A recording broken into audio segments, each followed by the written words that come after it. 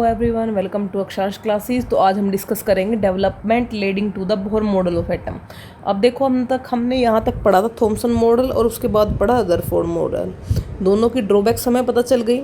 अब एंट्री होती Niels Bohr की। नील बोर ने क्या किया, उस टाइम पे जो डेवलपमेंट्स हुई थी ना, उनका मेजर रोल था उसके मॉडल के अंदर। अब वो डेवलपमेंट्स क्या थी जिनका मेजर रोल आया? फर्स्ट डेवलपमेंट थी dual character of electromagnetic radiations, which means that radiation possesses both wave like and particle like properties. इसने कहा कि जो इलेक्ट्रोमैग्नेटिक रेडिएशंस होती हैं वो ड्यूल बिहेवियर शो करती है। अब ड्यूल बिहेवियर का मतलब होता है दोहरा बिहेवियर। ठीक है, अब ये इलेक्ट्रोमैग्नेटिक वेव क्या होते हैं वो हम आगे पढ़ेंगे।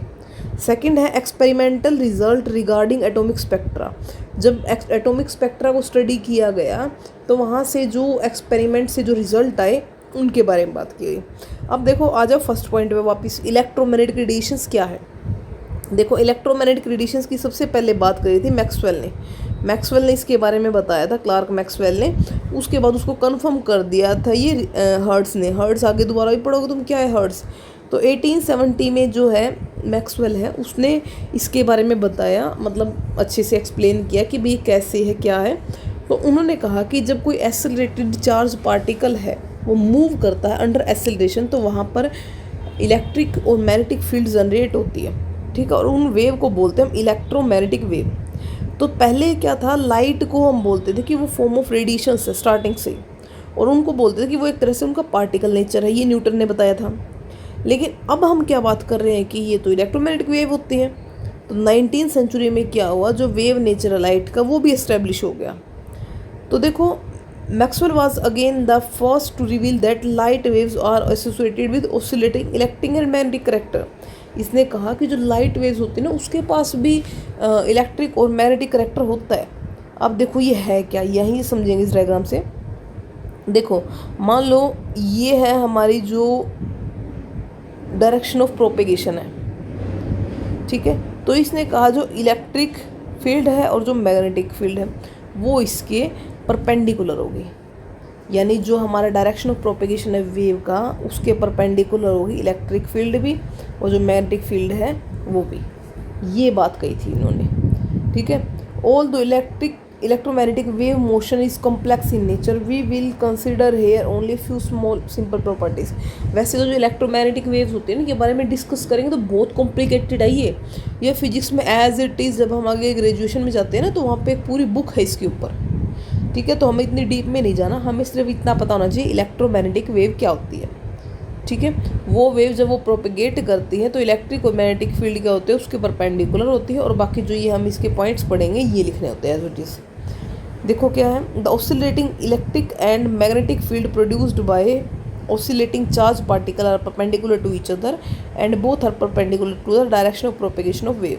ठीक है, तो ये है हमारी इलेक्ट्रोमैग्नेटिक वेव, जो क्या है, जिनका पाथ ऑफ प्रोपेगेशन वो डायरेक्टली परपेंडिकुलर होता है इलेक्ट्रिक फील्ड के भी और साथ साथ मैग्नेटिक फील्ड के भी। सेकंड है, अनलाइक साउंड वेव्स और waves produced in water, magnetic field do not required an medium. इनको इलेक्ट्रोमैग्नेटिक वेव को किसी भी मीडियम की रिक्वायरमेंट नहीं होती। Second point. First point electric field और मैग्नेटिक फील्ड का याद रखना है। सेकंड पॉइंट हमें याद रखना है कि इनको किसी भी मीडियम की रिक्वायरमेंट नहीं होती। थर्ड पॉइंट है, it is now well established that there are many type of electromagnetic radiations which differ from one another in wavelength. ये कह रहा है कि इलेक्ट्रोमैग्नेटिक रेडिएशन बहुत तरह की होती है। ठीक है, अब उनमें डिफरेंस कहाँ आता है? फिर डिफरेंस आता है उनकी वेवलेंथ या फ्रीक्वेंसी में। तो यहीं से हमारा बनता है इलेक्ट्रोमैग्नेटिक स्पेक्ट्रम। अभी इलेक्ट्रोमैग्नेटिक स्पेक्ट्रम क्या आ गया भाई? Different region of spectrum are identified by different name. Some examples are radio frequency region used for broadcasting, microwave region, उसके बाद आता है जो रेडार वगैरह में यूज होता है, इंफ्रारेड रीजन। ठीक है, जो हीटिंग वगैरह में यूज़ होता है, अल्ट्रावायलेट रीजन होता है जो सन की रेडिएशंस का एक कंपोनेंट है। तो देखो इस तरह से एक छोटा सा रीजन आता है विजिबल रीजन, जिसमें हमें दिखाई देता है। तो ये जो पूरा स्पेक्ट्रम है जिसमें अलग अलग वेवलेंथ की लाइट को एडजस्ट किया गया है, तो उसे हम बोलते हैं इलेक्ट्रोमैग्नेटिक स्पेक्ट्रम। ठीक है, जैसे ये देखो इधर रखा है। अब देखो इसमें फ्रीक्वेंसी कहाँ से कहाँ तक है। फ्रीक्वेंसी है 10⁻⁴ हर्ट्ज से लगा के 10⁻24 हर्ट्ज तक। यानी इस साइड जा रहे हैं तो फ्रीक्वेंसी क्या हो रही है हमारी, बढ़ रही है। और आगे देख लो, ये है लैम्डा होती वेवलेंथ। वेवलेंथ क्या है, जब हम यहाँ से यहाँ की तरफ जा रही है इस साइड जाते बढ़ रही है, यानी लेफ़्ट टू राइट जाते हैं तो फ्रीक्वेंसी हमारी कम होती है और वेवलेंथ हमारी बढ़ती है। अब ये हमें दिखाई नहीं देती, ना हमें गामा दिखती है ना एक्सरे। एक्सरे दिखती है, हमें नहीं दिखती है। Ultra violet, IR, microwave, FM, long radio, कुछ भी नहीं दिखाई देता। हमें दिखता है सिर्फ एक छोटे से रीजन के अंदर, जिसको हम बोलते हैं विजिबल रीजन। सिर्फ इसी रीजन के अंदर हमें दिखाई देता है, बाकी और सारी रेज हमें दिखाई भी नहीं देती। अब देखो जैसे बताया था ना कहाँ कहाँ यूज़ हो रही है, कहाँ यूज़ होती है। देखो जो रेडियो फ्रीक्वेंसी रीजन है वो ब्रॉडकास्टिंग में यूज़ होती है, माइक्रोवेव रीजन है वो रेडार में यूज़ होती है, इंफ्रारेड रीजन है वो हीटिंग में यूज़ होती है, अल्ट्रा वायलेट है वो अब हमें पता सन रेडिएशंस का भी कंपोनेंट है। ठीक है, तो इस तरह से यूज़ होती है सारी। अब आओ देखो आगे, इसका फोर्थ पॉइंट आ गया, different kinds of units are used to represent electromagnetic radiations.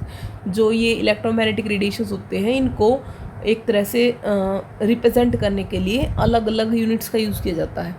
जैसे हम हो सकता है वेवलेंथ का यूज़ कर रहे हैं या फ्रीक्वेंसी का यूज़ करके बता रहे हैं, तो अलग अलग यूनिट्स का यूज़ करके इसको बताया जाता है। ठीक है, these radiations are characterised by the properties frequency, wavelength. तो इनसे हम इसे दिखाते हैं।